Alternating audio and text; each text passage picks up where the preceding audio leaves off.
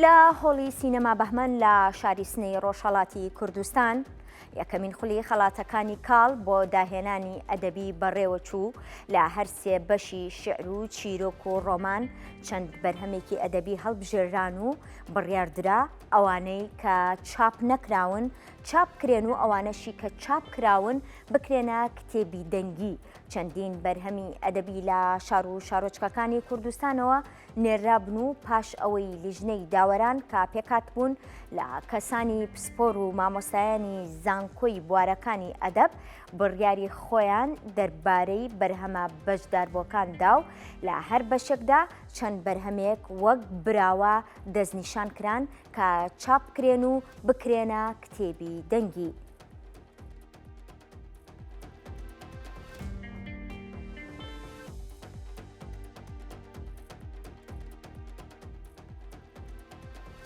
خات و نەشمیل عەلی شاعیر یەکێکە لە بەشداربوانی ئەم خەڵاتەی کاڵ و بۆتە خاوەنی خەڵات و میوانە لە لامان و گفتوگۆی زیاتر دەکەین. خاتونگیان بەخێر بێ، سپاس بۆ بەشداریکردنت. پیرۆزبایی خەڵاتەکەش لێ یەکەم. زۆر سپاس. خەڵاتی کاڵ چ گوڕوتینێک دەبەخشێت بە نەشمیل عەلی شاعیر؟ زۆر سپاس بۆ بانگێشەکەتان بۆ گرنگیدان بە خولی یەکەمی خەڵاتەکانی کاڵ. وەکو بەڕێستان ئاماژەتان پێەیە ئەم خەڵاتە لە شاری سنەی خۆشەویست لە ڕۆژهەڵاتی کوردستان بەڕێوەچوو. پێم خۆشە پێشتر تۆزێ لەسەر خەڵاتەکە قسە بکەم پاشان جوابی پرسیارەکەی بەڕێز دەبەمەوە. ئەوەی گرنگ بوو ئەوەیە کە خەڵاتی کاڵ خەڵاتێکی سربەخۆیە، لە هیچ لایەنێکی پەیوەندیدار بەم خەڵاتەوە نییە، تەنها خەڵاتێکە وەکو ئەڵێن لە نووسەرەوە بۆ نووسەرە و ئەم خەڵاتە هەموو ئامادەکاریەکانی لەلایەن بەڕێزان دکتۆرە بەیان عەزیزی و شاعری زۆر بەڕێز ڕەزا عەلیپور کرابوو کە بەواقعی چەندین ساڵە ئامادەکاریان کردووە بۆ ئەوەی کە خەڵاتێکی لەم جۆرە هەبێ بۆ هەڵسەنگاندنی هەم کتێبە چاپکراوەکان و هەم کتێبە چاپ نەکراوەکان و لە کۆتاییە هەروەکو خۆیان ناو ڕۆژی بۆنەکە ئاماژیان پێ گەشتە ئەنجام و کە با بڵێن ئاگاداریان کردەوە لەوەی کە جارێک ئەو کتێبانی کە چاپکراون لە 2 ساڵی ڕابردووە بنێرێ بۆ ئەوەی کە بەشدار بن لەم پێشبڕکێیە و ئەو کتێبانش کە چاپ نەکراون و وەکو دەریچەیەک بۆیان بۆی کە لەلایەن هەروەکو بەڕێز ئاماژە و پیاکەسانی شارەزا و پسپۆڕەوانێ هەڵبسەنگێنرێن و ئایا ئەمە گونجاوە بۆ ناو ئەدەبیاتی کوردی یاخودنا. سەبارەت بۆی کە چ گڕوتینێک ئەیە بە من دیارە زۆر زۆر زۆر جێگەی شانازیە کە مرۆڤ لە ناو میلەتێکی خۆیە و ئەو کارانەی کە کردوێتی وەکو من لە پێش ئەم کتێبەوە سێ کتێبی ترم هەیە، جارێک کەسێک هەبێ کە وەکو بەڕێستانەڵێن پسپۆر بێ شارەزا بێ و لە بوارەکەیە پێشینەی هەبێ تۆ هەڵبسەنگێنێ و لە ئەخیرا پێت بڵێ کە بەڵێ بەرهەمەکەی تۆ شایانی ئەوەیە کە خەڵات بکرێ بۆ من جێگی شانازیە. ئەمە لەلایەکی تر بەرپرسیارەتی من لە ناو بوارەکەی خۆما زیاتر ئەکا وام لێ ئەکا کە بە بەرپرسانەتر جارێکی تر هەوڵ بەمەوە و وا بکەم بەو شێوازی چکام خەڵاتە بۆ کتێبێکی داهێنەرە بۆ دەقێکە کە داهێنانی کردبێ. دیارە بە شانازیەوە کە ئەمە هەر من نەبووم، چەندین کتێبی تر لە باشووری کوردستانەوە بەشداریان کردبوو بە تایبەت لە ئەوەندەی لە ناو بۆنەکە ئاگادار بووم لە بەشی سۆرانی کۆمەڵێک هاوڕێی نووسەری ترم کە بە شانازی و لێرە پیرۆزباییان لە یەکەم هەم لە ڕێگەی دەستگاکانی چاپەوە کتێبەکانیان نێرابوو هەم خۆیان نردبوویان کە ئەمە مای سەربەرزیە بەڕاستی، بەڵام ئەو خاڵی زۆر گرنگە کە پێویستەکە لەمە دووە زۆر بەرپرسانەتر لە بوارەکەی خۆمانە هەوڵبین. ئەمە ناکاتەوەی کەیتر خەڵاتێکمان وەرگرتووە بە شانازی و کە خەڵاتێکی زۆر زۆر زۆر زۆر گرنگە ئێمە پاڵبینەوە وا ئەکات کە زۆرتر هەوڵ بین کە زیاتر لەو بواری خۆمانە بەرپرس بین. سەرکەوتوو بن. ئەدەب و ڕۆژنامەوانی چی پێکەوە گریان دەدا بۆ پێوی تۆ خاوەنی سێ کتێبیت لە بواری ئەدەبدا و کتێبێکیشەیە هەیە لە بواری ڕۆژنامەوانیدا؟ بەڵێ ئەمە گەر باس لە مەسەلەی ڕۆژنامەگەری و مەسەلەی ئەدەبیات بکەین شتێکیان بەستێ بێکەوە پێوترە زمان.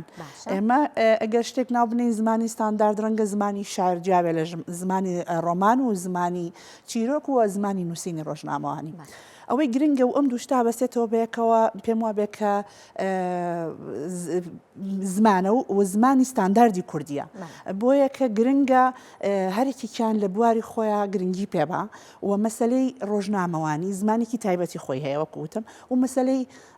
ئەدەبیاتیش زمانێکی تایبەتی خۆی هەیە. بەڵام ئەوەی کە گرنگە کە لێرە ئەتۆ بیبەسیتەوە بێکەوە ئەوەیە کە ئێمە چەندێک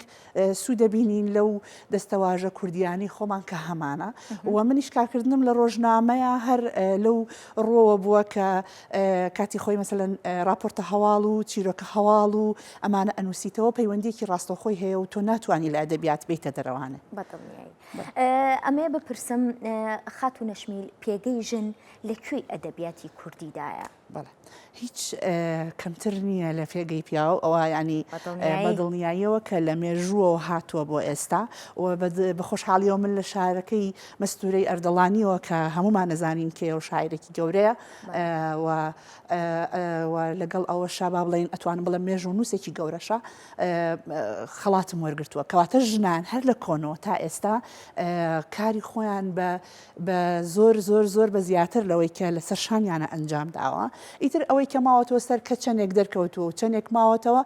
ئەکەوێتەوە سەر کللتورەکە و ئەو بوارێک کە بۆمان ڕەخساوە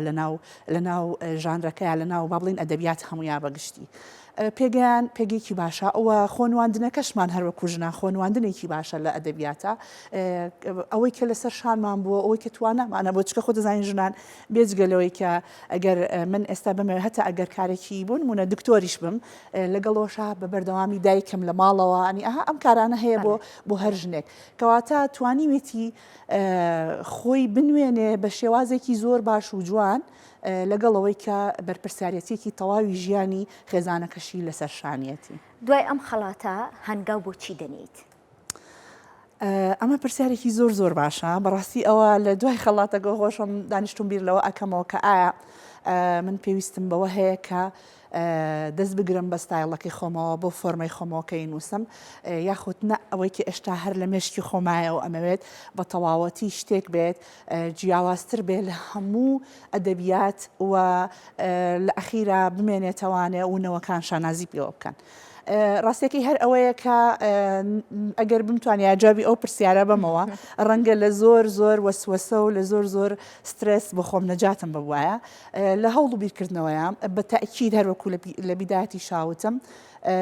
ئەرکی سەرشارم زیاتر بووە ئەبێ زۆرتر بە ئاگاداریەوە قەڵم بخینە سەر کاغز هەر من هەوانی کە هەمویان خەڵاتەکەیان بردووە بە وریاتر نەمودووە. خاتو نەشمیل سپاس کە ماندوومان کردی سپاس کە گەورە و کردین بۆ ناو ستۆدیۆ هیوای سەرکەوتنە بۆ خوازین و دووبارە پیرۆزبایی زۆر سپاس بۆ ئێوەش سپاس بۆ گرنگیدانتان هەر بژیت زۆر سپاس.